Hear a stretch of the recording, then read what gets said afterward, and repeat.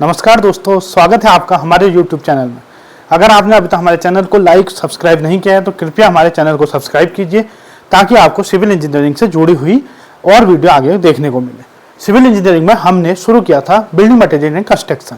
Building material में हमने जाना था कि पत्थर एक काफ़ी महत्वपूर्ण मटेरियल होता है। पत्थर में हमने जाना था कि पत्थर रॉक से मिलता है और रॉक कितने प्रकार की होती है, उसके किस प्रकार के गुण हैं और उसी प्रकार के गुण उससे मिलने वाले पत्थर में भी होंगे। अब आज जो हमारी वीडियो है उसमें हम देखेंगे कि quality of good building stone. सबसे पहले तो हम देखेंगे कि गुड बिल्डिंग स्टोन का मतलब क्या है। एक ऐसा स्टोन जिसका यूज हम निर्माण में कर सकते हैं, क्योंकि सिविल इंजीनियरिंग में हमारा मेन काम क्या है। सिविल इंजीनियरिंग में हमारा मेन काम है बिल्डिंग का निर्माण करना, कंस्ट्रक्शन वर्क करना, और कंस्ट्रक्शन के लिए अलग रिक्वायरमेंट होती है, अन्य कार्यों के लिए अलग रिक्वायरमेंट होती है। तो हम पत्थर को उस लिहाज से देखेंगे कि वो हमारे कंस्ट्रक्शन के पर्पज से कैसा है और एक गुड बिल्डिंग स्टोन क्या होना चाहिए, अर्थात किस पत्थर में किस प्रकार के गुण होंगे उसे हम बिल्डिंग में यूज करेंगे। तो सबसे पहले हम किसी भी अगर निर्माण सामग्री की बात करें तो हम देखना चाहते हैं हम उसको किसके लिए डिजाइन करते हैं। हम उसको डिजाइन करते हैं लोड लेने के लिए। तो लोड लेने का मतलब क्या है, उसकी स्ट्रेंथ ज्यादा होनी चाहिए। जब स्ट्रेंथ ज्यादा होगी तभी पत्थर का यूज होगा। और स्ट्रेंथ क्या होती है, देखिए किसी में भी हम बाहर से अगर बल लगाएंगे, कोई एक हमारे पास पत्थर है, हमने इसको लोड लेने के लिए रोका है, इसमें हमने मान लीजिए एक पी लोड लगाया, ये पी लोड इसके ए एरिया में लगेगा तो स्ट्रेस क्या आ जाएगा, स्ट्रेस का मान जो आएगा पी अपॉन ए आएगा। ये क्या है, ये स्ट्रेस डेवलप होंगे जब किसी पत्थर में पी लोड लगेगा।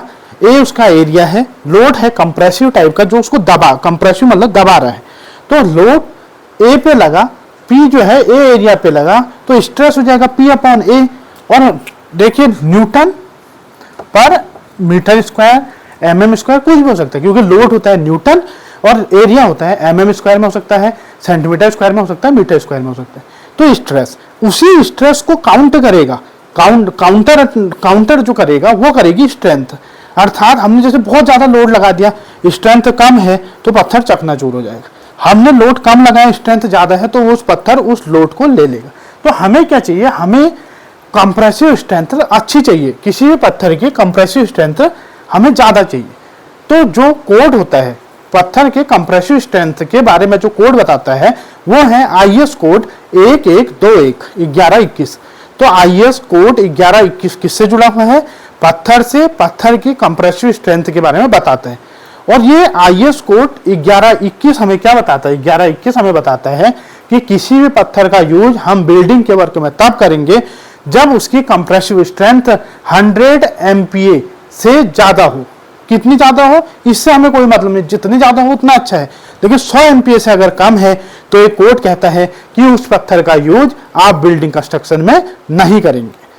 अब देखिए एमपीए का मतलब क्या है, मेगा पास्कल। उसको समझ जाने के लिए, क्योंकि कई बार क्वेश्चन जब पूछा जाता है हो सकता है वहां आपसे 100 तो कहे, मेगा पास्कल ना कहे, कोई और टर्म में अगर बदल के दे तो आपको पता होना चाहिए। तो देखिए पास्कल क्या होता है, पास्कल एक यूनिट होती है, आपने पढ़ा था किसकी, पास्कल। दाब का मात्रा क्या होता है, पास्कल। दाब क्या होता है, स्ट्रेस ही तो होता है, फोर्स अपॉन एरिया। तो दाब की यूनिट होती है पास्कल, न्यूटन पर मीटर स्क्वायर। एक पास्कल का मतलब 1 न्यूटन पर मीटर स्क्वायर, एक पास्कल का मतलब 1 न्यूटन पर मीटर स्क्वायर।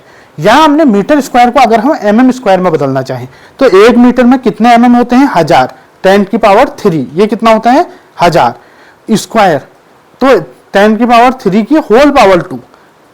ये देखिए ये मीटर है, इस मीटर को हमने एमएम में बदला तो ये स्क्वायर की जगह में आ गया ये वाला स्क्वायर। तो ये जो निकल जाएगा ये आ जाएगा न्यूटन पर 10⁻3 की होल पावर 2, इसका मतलब 10⁻6। 10⁻6 का मतलब ऊपर ले गए तो 10⁻⁻6।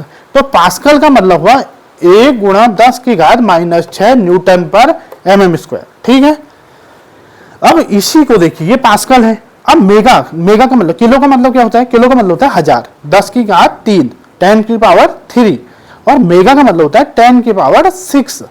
तो अगर हम 1 पास्कल की जगह हम चाहते हैं 1 मेगा पास्कल किसको कहेंगे, 1 पास्कल को अगर 10⁻6 से गुणा कर दिया जाए तो वो हो गया मेगा पास्कल। तो 1 मेगा पास्कल क्या हो जाएगा, 10⁻6 से हम गुणा करेंगे किसको, पास्कल की वैल्यू को, जो होती है ये 1 पास्कल की वैल्यू है।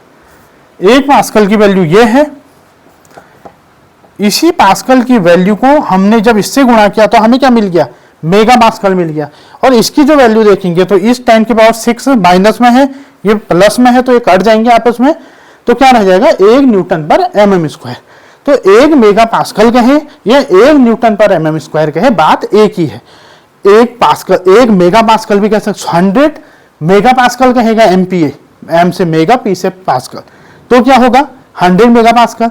अगर 100 मेगा पास्कल ना देके 100 न्यूटन पर mm स्क्वायर देगा तो वो भी सेम यही होगा, क्योंकि मेगा पास्कल को न्यूटन पर mm स्क्वायर कहते हैं। न्यूटन पर mm स्क्वायर कहे या मेगा पास्कल कहे, बात एक ही है। पास्कल अलग होता है, पास्कल क्या होता है 10, ये होता है न्यूटन पर मीटर स्क्वायर। ठीक हो गया। अब दूसरा हम देखते हैं कि 100 से उसकी जो स्ट्रेंथ है वो 100 MPa या 100 न्यूटन पर mm स्क्वायर से ज्यादा होनी चाहिए। दूसरा गुण हम जो देखते हैं वो हम देखते हैं कि जो पत्थर है वो वाटर कितना एब्जॉर्ब कर रहा है। वाटर एब्जॉर्प्शन का मतलब क्या है, आपने कोई एक पत्थर लिया, उसको एक पानी के टब में डाल दिया, अब वो पानी उसमें जाते रहेगा, तो हमें ये देखना है कि वो कितना पानी अवशोषित करता है, यही तो देखना है। यही है वाटर एब्जॉर्प्शन, मतलब पानी को अवशोषित करना। अब इसमें अलग अलग गुण हो सकते हैं, तो हमारे पास जो है वाटर एब्जॉर्प्शन जो होना चाहिए उसको आप एक वैल्यू में याद कर लें कि लेस देन 5%। अब देखिए अगर कोई पत्थर है वो ज्यादा पानी ले रहा है, अगर हमने उसको पानी में डाला और उसने ज्यादा पानी एब्जॉर्ब कर दिया, इसका मतलब क्या है वो अंदर से खोखला है, तभी तो उन जो वॉइड्स है उनमें वाटर जा रहा है।